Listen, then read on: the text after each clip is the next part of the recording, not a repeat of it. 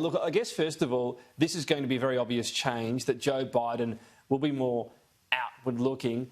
He's already got this indication. He won't back down, if you like, on China. What's the likelihood he can join a bit of a multilateral ballast, if you like, against Chinese aggression? Well, it is clear that that promise that America is back has entailed a critical component of being back in various forms of multilateral cooperation, whether those are organizations, various deals, treaties, regimes, and similar, and also obviously alliance politics. We know that increasingly when it comes to the kind of strategic diagnosis, whether it's the one coming from the Indo-Pacific region or in terms of the transatlantic relations, there is a growing recognition that China poses a challenge that needs to be dealt with, and that to do so, the more nations you can subscribe to that quest, the better. So to increase that leverage. And this is exactly what we will see that will play out when foreign policy starts rolling out in earnest once all of these principles are all approved at the Senate. I mean, one of the things some of Donald Trump's non-supporters are happy to see him do is at the very least call out China on a whole host of matters, in particular around trade, currency manipulation.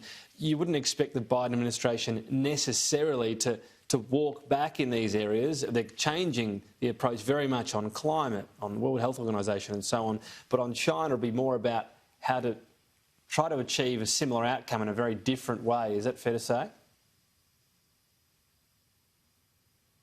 That would be a really fair assessment, yes. I think that what we have seen over the past couple of years for sure in Washington, D.C. in terms of the various branches of government, that not only was the executive in favor of a more competitive approach, but also that this extends to kind of bipartisan consensus we've seen in the legislative branch. So in the Congress, a lot of the kind of policy signals that we have seen have been around needing to feel necessarily all rosy-eyed and naive about some of the challenges that its rise or return to the kind of place of prominence in the world affairs poses.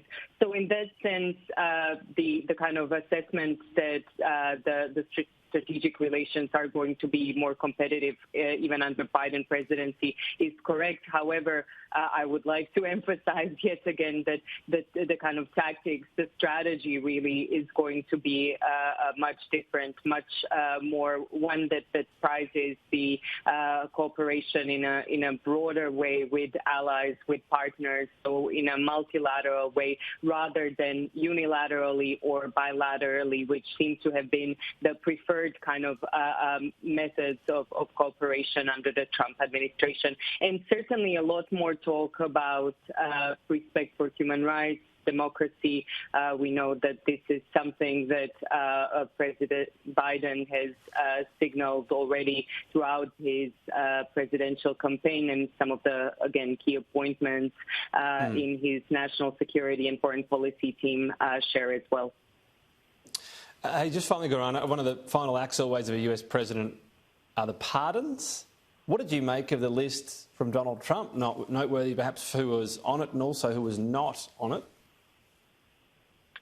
Well, this is something that a lot of constitutional scholars have pored over the past 24 hours. Certainly significant that Steve Bannon, who was one of the key advisors to President Trump in early days, has been pardoned without even having charges still laid at him, which signals that, you know, there could have been a case made about his the presumption that he has committed really some wrongdoings and potentially criminal offences. So hasn't done much to kind of deflect from that. But also just what's really striking in that list is the kind of news that we've heard, that this hasn't gone through the regular process where within the Department of Justice there is a panel that makes these recommendations, and that some of those who have been pardoned have been President Trump's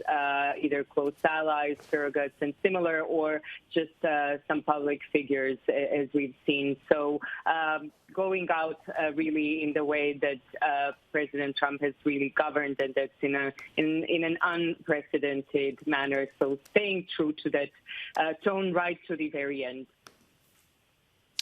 Gorana, appreciate your time as ever. Another busy week for the US Study Centre, of course, and your good self.